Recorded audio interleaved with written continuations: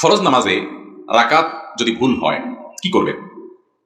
এর উত্তর হলো, ফরজ নামাজে 4 রাকাতের জায়গায় যদি আপনি 3 রাকাত পড়েন, অথবা 4 রাকাতের জায়গায় 5 রাকাত পড়েন, 1 রাকাত কম অথবা বেশি, তাহলে সেক্ষেত্রে অবশ্যই প্রথমত জোর নামাজকে আপনার জোর হতে হবে, অর্থাৎ যাতে করে 4 রাকাতের জায়গায় যদি 5 রাকাত পড়ে ফেলেন, তাহলে সাথে আরো 1 রাকাত যোগ করবেন।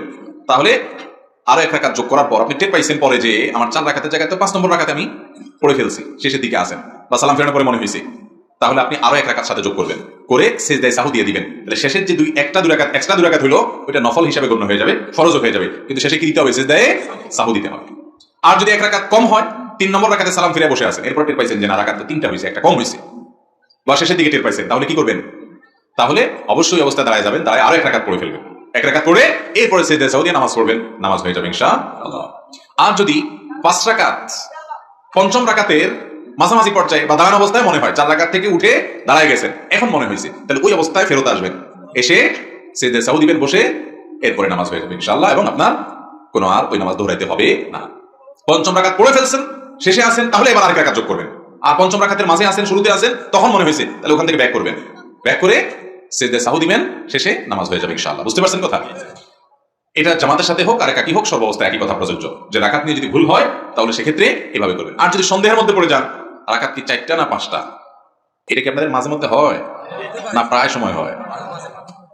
এই রোগীর সংখ্যা বেড়ে গেছে, এত দান্দা মাথা, ফেসবুক, ইউটিউব, টিকটক, লাইক, এটা সেটা, নামাজের মধ্যে আর মনোযোগ ধরে রাখা যায় না, শুধুমাত্র লাল নীল মাথায় আসে, তাই না ভাইরা আমার? এটা খুব খারাপ কথা যে নামাজের মধ্যে মনোযোগ আমার একেবারে নাই, খুব খারাপ কথা। যদি কখনো এরকম হয় যে 3 না 4 আমি ডিসিশন নিতে পারতেছি না, তাহলে দেখতে হবে মন বেশিরভাগ কোন দিকে টানে। বেশিরভাগ যদি 4 দিকে টানে তাহলে 4 ধরে ফেলতে হবে এবং শেষে সিজদায়ে সাহু দিয়ে নেবেন। আর যদি বেশিরভাগ 3 মনে হয় তাহলে 3 ধরে শেষে আরেক রাকাত করে সিজদায়ে সাহু দিয়ে নেবেন, 4 রাকাতের নামাজ হলে। আর যদি 3 না 4 কোনো দিকে মন আপনার সমান, মানে বেশি টানে না, বরং সমান সমান মাঝখানে দাঁড়ায় আছেন, একেবারে এদিকেও টানে না মন, ওইদিকেও টানে না, এমন এক জটিলতায় আছেন, তাহলে সেক্ষেত্রে কমটা ধরবেন। কোনটা ধরবেন? 3 না 4, 3 দিকেও মন অর্ধেক টানে, 4 দিকেও মন অর্ধেক টানে, মনে কোনো দিকে টেনে বেশি নেওয়া যাচ্ছে না, একটার মাঝখানে দাঁড়ায় আছে, তাহলে ওই 4 রাকাত নামাজকে কমটা ধরে রাখবেন, 3 রাকাত ধরবেন, ধরে আরেক রাকাত করে শেষে সিজদায়ে সাহু দিবেন, নামাজ হয়ে যাবে। কথা কি বুঝতে পারছি? আর যদি প্রবল ধারণা হয় যে না 4-এর সম্ভাবনা বেশি, 3-এর ব্যাপারে ওয়াসওয়াসা আসতেছে, তাহলে সিজদায়ে সাহু লাগবে না, 4 দিয়েই নামাজ শেষ করে ফেলবেন। আর 3 সম্পর্কে যে হালকা হালকা মনে হচ্ছে, এটা বুঝবেন যে শয়তানের ওয়াসওয়াসা, ওইটার কারণে সিজদায়ে সাহু দেওয়া লাগবে না। তাহলে মাঝামাঝি দাঁড়ায় থাকলে কমটা ধরে সিজদায়ে সাহু দিবেন। আর কোনোভাবে যদি ডিসিশন নিতে না পারেন তাহলে যে পদ্ধতি বলে পদ্ধতি অবলম্বন করবেন। বুঝে আসছে কথা?